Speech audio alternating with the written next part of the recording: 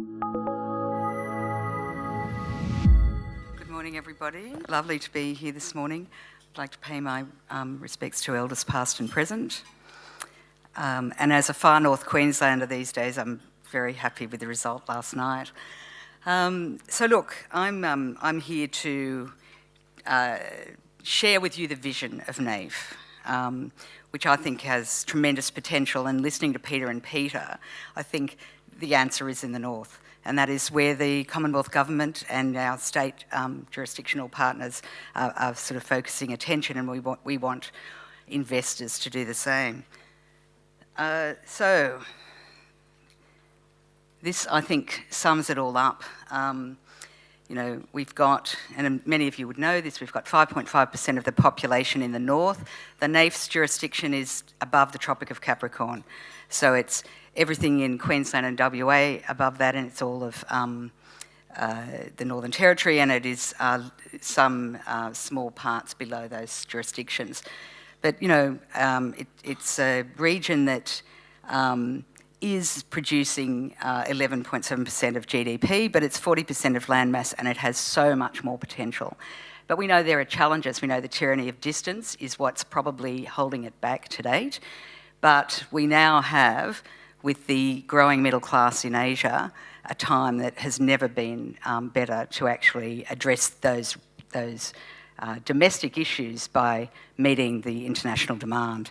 And when I see these numbers about by 2030, 13 years away, that 2/3 of the world's middle class will be sitting in Asia, it's just mind-blowing. And that is what NAIF is about. That is what everybody should be focused on. You know, 50% of the world's GDP, again, in that region by 2030. I just did a road trip with Austrade, and they were sort of saying, look, had Australia been developed today rather than when it was, we probably would have developed Australia from the north up rather than the south up. So that's what the opportunity is, and that's also what the challenge is. What is NAIF? We've been established for a year. Just celebrated our first birthday, been very, very active in that time, established the board, have established a fantastic team with banking skills, because we are a lender. We're a $5 billion Commonwealth Government lending facility, but we manage that in collaboration with the states, and we've developed fantastic relationships with each of the jurisdictions, working closely with them. We have money to lend until June 2021, but the money can then be out the door for up to 30 years if we choose, if that's the right appropriate tenor for deals. Look, I'll sort of come to some of these other things, I think, in time, but we essentially are there to create infrastructure, develop new infrastructure, or substantially enhance infrastructure.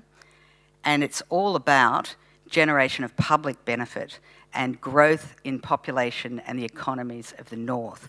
Now, that's very, very different to any other lending facility that's around, whether it's Commonwealth or private.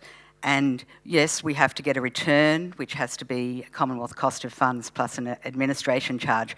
But the focus of this facility is all about public benefit and growth. So that should be very good news to the Peter and Peters who spoke before me. We also can partner with the public sector, and there are very, very important projects that we think will be part of what we want to do, but we have an ultimate aim to crowd in the private sector and to encourage the private sector to sort of finance projects in the north, which to date, you know, there has not been as much as there is going to need to be to take advantage of the opportunities.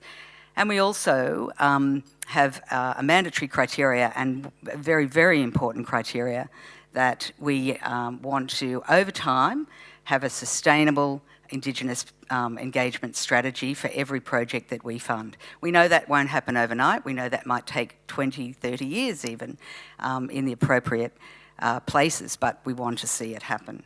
And we have board members that are very, very experienced in that. Okay, so infrastructure, the type of gaps that we're seeing, they're varied. We're seeing projects where the demand for infrastructure is exceeding the current capacity.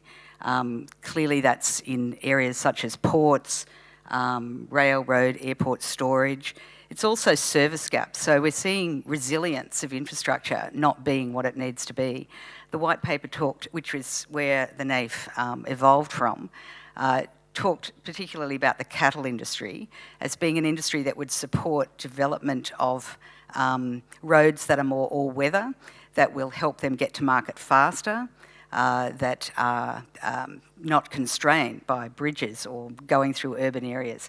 So, you know, people don't think about what we are going to do as looking at roads, but we think that there will be key priority roads that we can look at, where there will be key users that will be prepared to pay charges to have those roads prioritised.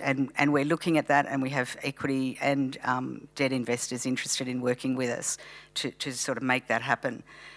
There are obviously cost gaps in terms of the cost of power, the cost of water, and just the gap in those sort of infrastructure projects, and they're things that we will be looking at. So in terms of sectors that we support, right across the spectrum. So, and we are seeing this in our book. We're seeing minerals and energy projects, we're seeing agriculture, we're seeing tourism, and that could be medical tourism as well. I was sitting with a colleague from ANSTO, the nuclear medicine. He said we consume something like 4 times the amount, I think, weekly in Australia that China consumes. I think it was something like that. But anyway, it was just phenomenal that a country as small as Australia, for such an important service, is consuming so little. And we are able to provide that sort of service from here. We are so close in terms of, flying from Darwin or Cairns or Townsville for people from Asia to get those services. And we are looking to develop those sorts of facilities. Education's another one. We think research services and management services, for example, again in hospitals, would be something that we'd be looking to support, and that is very, very much in demand from our Asian stakeholders. As I said, it's any sort of infrastructure, and we are involved in all of these types of infrastructure at the moment. We have what we call a proponent-led model. That's the way NAIF was set up. So rather than where you traditionally have government standing in the market calling for tenders, we are a model where proponents bring forward projects to us and we assess them. But we've also sort of recognised that for some of the really hard stuff, like water, and some of the big, probably power and communications pieces, we will actively get involved in trying to facilitate bringing together, equity and debt partners. We're not the proponent. We don't have a mandate to put equity in, but we have a role of catalysing investment and making this happen. So, for example, in the water sector, we've been working really closely with the Queensland NAIF panel to try to identify, well, what are the priority projects? Where is the greatest need? Where can we potentially get a revenue stream that will support a project that we can participate and fund? And we have specialist, water engineers that will work with us to help us with that. We also, the boards recognise that to really, really achieve what we need to achieve in the north, there will be a mix of sorts of projects. There will be projects that are pure infrastructure, so airports would be, obviously in that category. But there'll be plenty that are a mix of infrastructure and non-infrastructure assets, so production facilities, which are operating assets and that are not infrastructure. And so we can't fund the infrastructure component, but we can put money into those projects, and on a case-by-case basis, the board has said we'll take risk on operating assets to repay our debt. So I think they've taken as broad a possible view of the mandate to achieve what we're here to achieve. And look, I should have said, it's all about transformational change.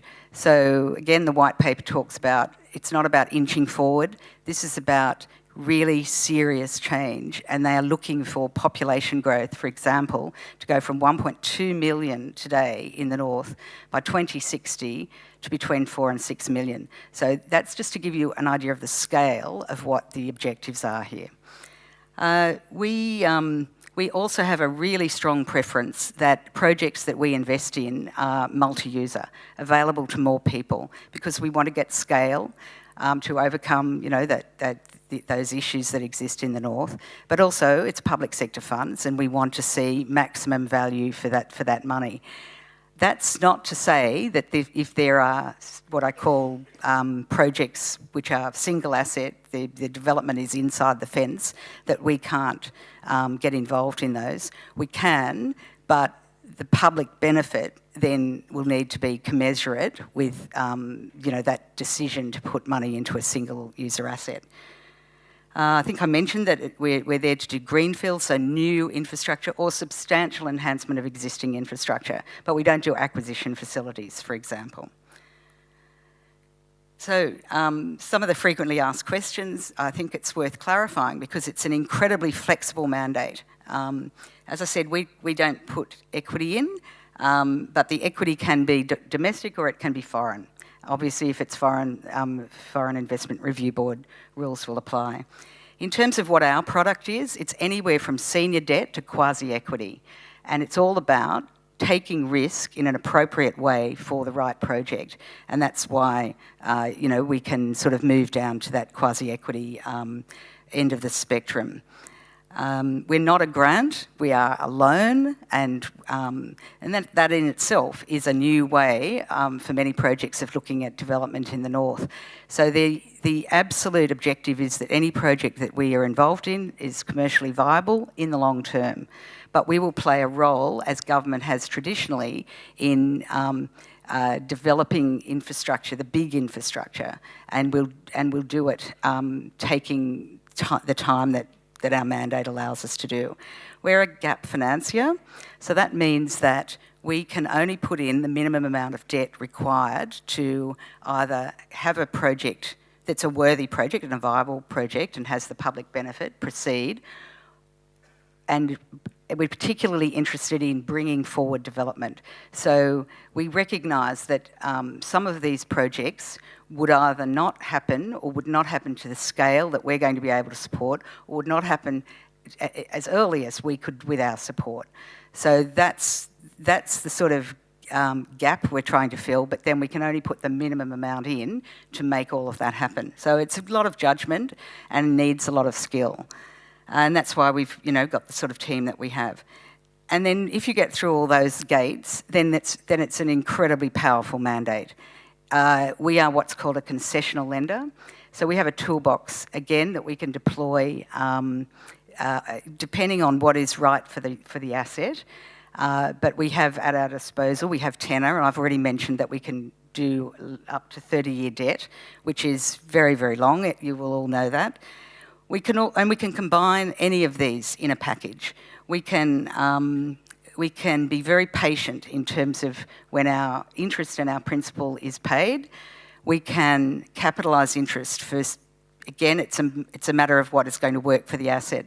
So you know that for a traditional private sector lender, you'll generally only get capitalisation during the construction period. If it makes sense, we can extend that. We could have interest only for extended periods. We could have principal repayment deferred, again, to a time when it makes sense for the asset. We can play with our fees. We can, have discounted fees compared to the private sector. We don't want to be just seen as a cheap money, because money is at the moment quite cheap anyway. But we have that flexibility there if that will make a project that has the benefit that we want realised happen.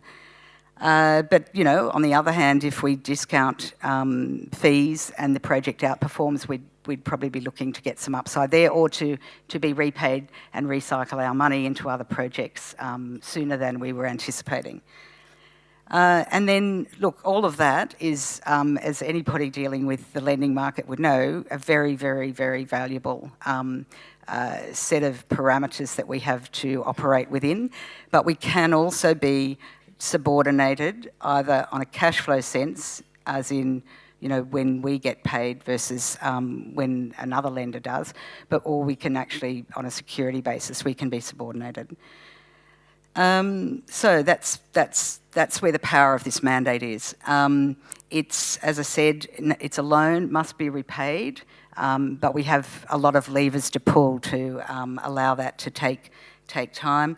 And look, there's a non-mandatory criteria in our rule book, as we call it, for a 50 million investment by NAIF, but that's non-mandatory, and the board is absolutely treating that as discretionary, because we know, for example, in the Northern Territory, if we had 50 of our money, 50 of somebody else, and then equity on top, that would not allow us to do the things that we'd like to do in the Northern Territory. So that should be treated that way. So what have we been doing? As I said, very, very active. We've got 124 deals in our pipeline. That has been growing significantly, particularly since we brought originators on. You can see it's across all the sectors that we want to play in, so transport, resources, ag, energy, and across all our jurisdictions, which again is an objective that we want to see. We are targeting financial close of our first deal this quarter by end of September, and I think that is tremendous progress, given that we have only been operating for a year. And as people who understand infrastructure know, it takes time. I think Ernst & Young have given us some benchmarking that says that for infrastructure projects to get from conception to being even ready for a lender to look at it and assess, that takes between 19 and 32 months, and then you've got negotiation on top of that. So I think that's tremendous progress.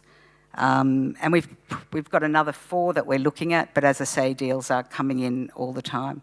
And it's appropriate that time to do the feasibility for people before it comes to us is done. What we are finding is that the projects that are most ready to be assessed have financial advisors who understand complex lending, so we'd encourage people that have ideas to make sure that they do get the proper advice on board. So how specifically will we deploy our mandate? Well, I've mentioned that it's about making supply chains more reliable and resilient. It's also about creating new supply chains and helping people move on to new supply chains, because that's what's going to be required to deliver to what, in particular, the Asian market is wanting. Now, some of you may have been at other presentations I've given, but an example that has just stood in my mind is that I'm told that the way meat is processed in Australian abattoirs is not the way the Chinese want that on their plate. You'd think that's a pretty simple thing to rectify, but it's not, because people are already making a good return and living out of doing things the way they're doing. So we're wanting people to actually change their behaviour, take risk, move on to new supply chains, and as a result, take advantage of that opportunity. And we want to be there to support them. So we think, and let me just maybe go to examples. We think it's about risks and how we manage risk and how we partner with the other lenders, particularly private sector lenders, to optimise the risk appetite of other lenders and then not compete with them, but sit there beside them. And these are some examples. So if this were an example of someone going into a new market, as I say, that takes risk. People need to establish new distribution markets. They need to ramp up their revenue over time. So we would envisage that the private sector lender would probably take the more certain cash flows, because that's how their risk appetite is framed. We'll be able to sit there and because we can structure our principal and interest to be paid or deferred, we can wait till that business is ramped up till we start being repaid. Now, we need to be confident that will happen, that is, taking more risk, but we also have long tenor and we have a lot of flexibility in our mandate to be able to manage that. This is another example where in the power sector, we know a really significant problem in the north. The private sector will want contracted risk, mostly. They don't really want to have a lot of uncovered risk. So, we could let them take the piece that is, supported by a power purchase agreement, and we could look to be taking elements of merchant risk. So again, not competing, complementing. This is an example where, as I said before, we definitely have a preference to see that our money is being spent on multi-user infrastructure. But usually all of the users are not going to be lined up ready to go day one, and if they were, it would be very unlikely that NAIF would be needed, because that would be something that other lenders would be able to finance. So we recognise that there's an element of build it and they will come, but we absolutely need to be very confident that there is a foundation customer and that the other users will come, and that that's a real possibility, because as I said, our money has to be repaid. It's not a grant, but it's helping and it's enabling all this growth, and it's dealing with the issues that have to date been holding the north back. This example on the left is where there could be a pure liquidity gap. Now we're seeing that in some of the resources sectors where it's a new resource, where the offtake party might be not well understood by Australian lenders, and we can take a different view of risk.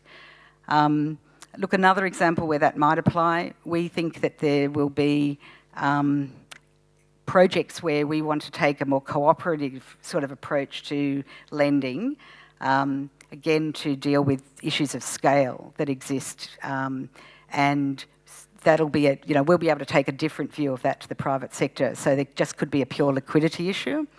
And the last one is an example where we're seeing projects where people are doing traditional investment thinking and they want to just build inside the gate.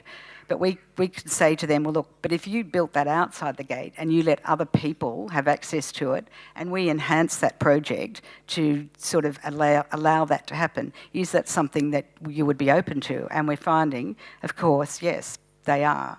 So just another way that we can operate. So lots of ideas, lots of opportunity.